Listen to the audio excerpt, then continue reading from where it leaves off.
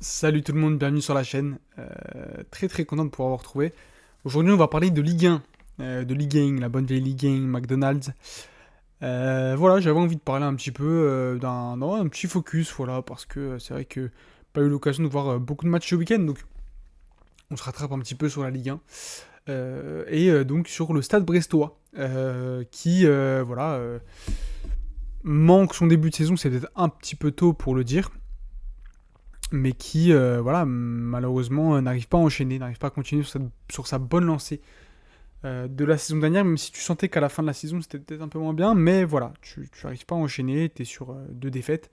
Oui, tu as joué Marseille et Lens, doucement, voilà, mais mine de rien, voilà, tu n'arrives pas à repartir. Donc voilà, on va essayer de tranquillement trouver, débattre, trouver des petites, pourquoi, le pourquoi du comment. Et voilà, j'ai préparé deux petits visuels, donc ça va être cool. Un manque de vent frais, voilà. Vent, petit zef, euh, le petit jeu de mots, ça régale. Voilà, parce que c'est vrai que le mercato a pas été super agité côté brestois.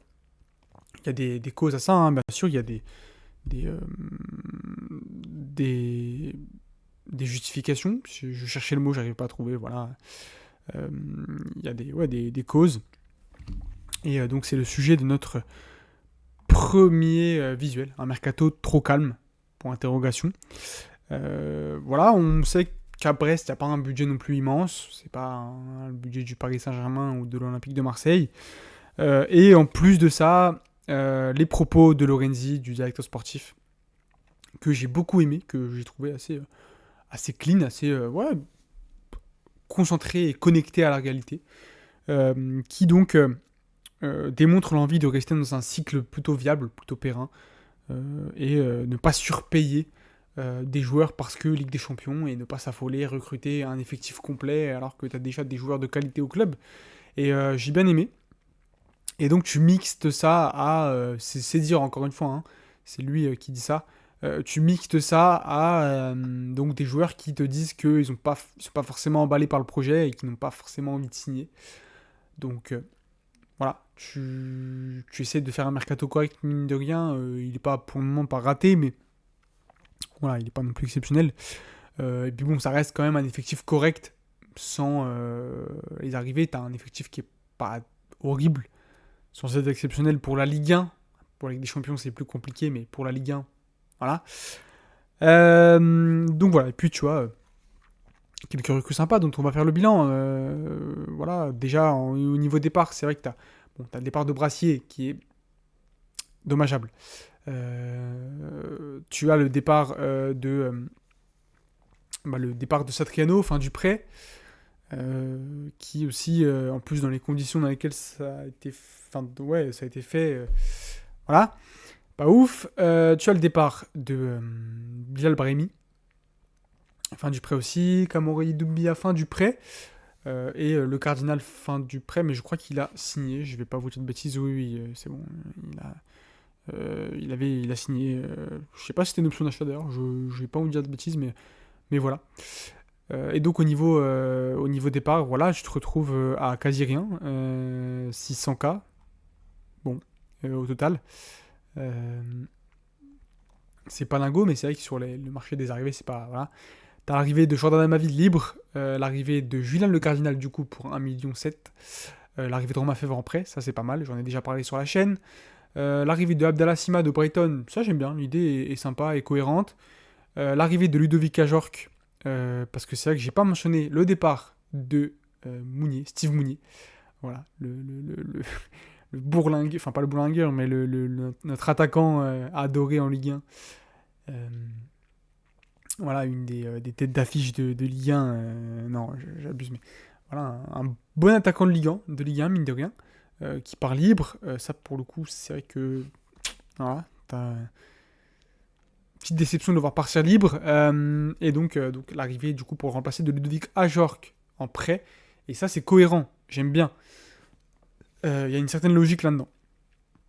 Et donc l'arrivée aussi de Abdoulaye Ndiaye de 3, l'ancien prospect de Lyon que Lyon avait vendu, tu sais pas trop pourquoi, et qui avait été à 3, qui a fait une bonne saison, et qui là est prêté à Brest. Donc voilà, au total, tu t'en tires pour 1,7 million. Il y a déjà 5 prêts.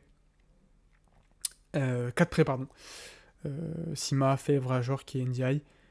Bon, je sais pas à quel point il y a des possibilités d'acheter derrière. Fèvre, il doit pas y en avoir beaucoup vu que c'est... Ouais, ça reste Brighton. Sima, de n'avoir aucune, je pense, de Brighton, je sais pas. Après, je vais pas non plus trop m'avancer, mais...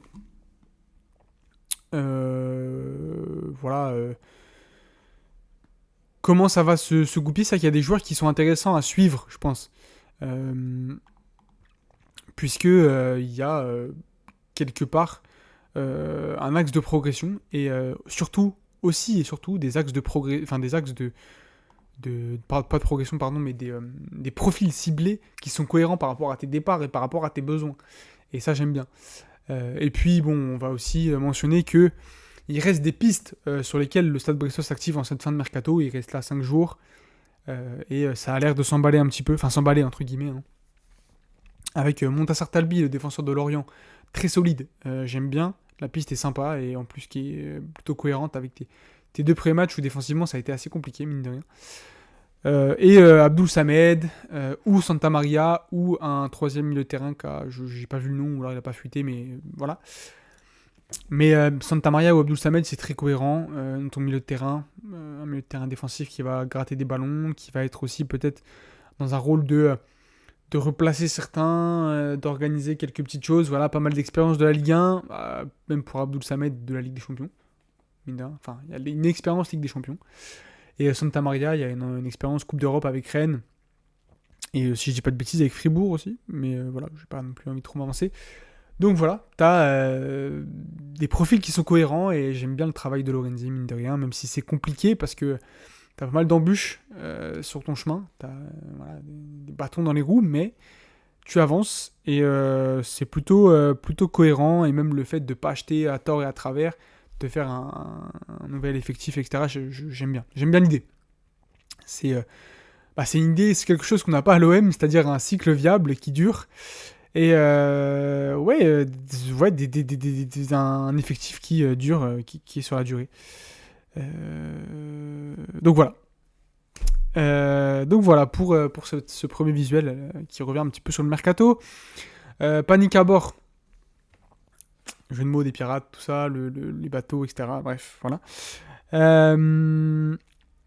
Panique à bord, non, tranquille, pas de panique. Il y a peut-être aussi un petit contre-coup de la grosse saison dernière, finalement. T'es aussi peut-être un petit peu plus attendu.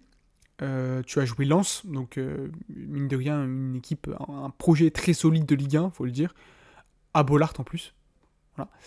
Et tu as joué l'OM, des Herbie-Ball, et en plus efficacité maximale pour l'OM. Et toi, tu n'as pas fait un match horrible, tu t'es peut-être un peu trop livré défensivement, mais tu as été plutôt cohérent. Et s'il y a match nul sur ce match-là, est-ce que c'est vraiment un scandale ? Oui, il y a eu beaucoup d'occasions côté OM, certes, mais si tu es un peu plus efficient en défense, je pense que tu... Voilà, en fait, le 5e paraît quand même très sévère. Et de toute façon, voilà, sur les 3 premières frappes cadrées de l'OM, il y a 3 buts. Donc voilà, tu concèdes aussi 2 pénaltys. Bon, voilà, tout n'est pas à jeter. Et voilà, donc pas de panique.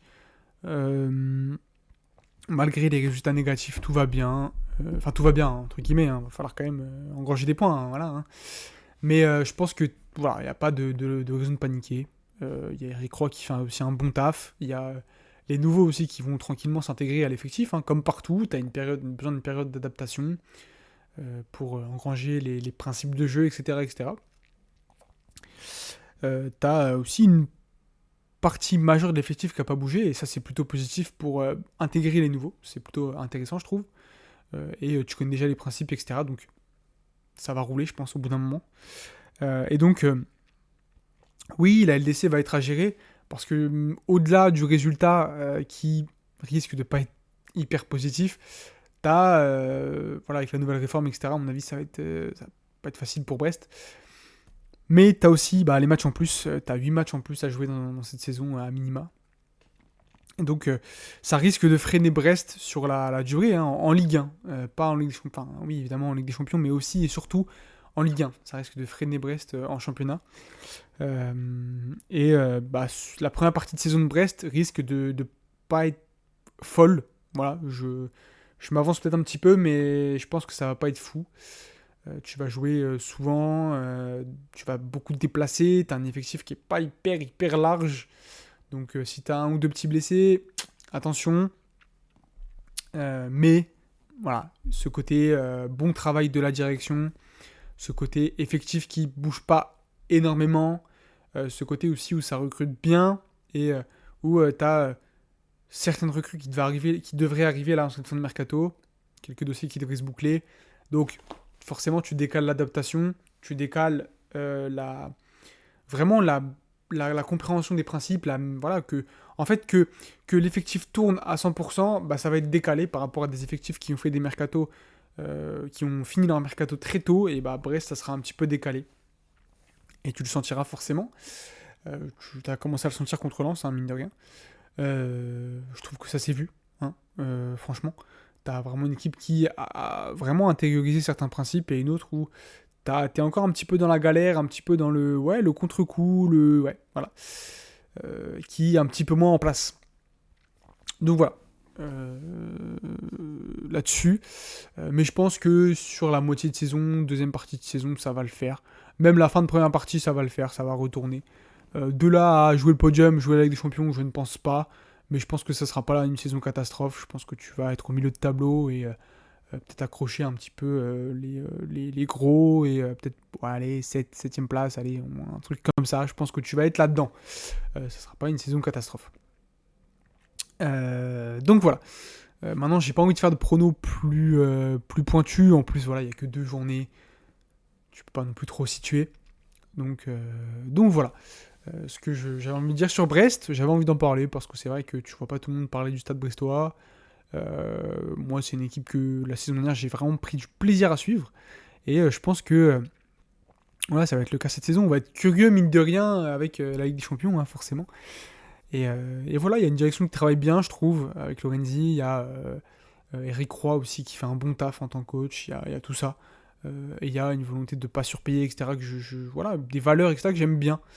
Et que je trouve que voilà, certains clubs y gagneraient. Voilà.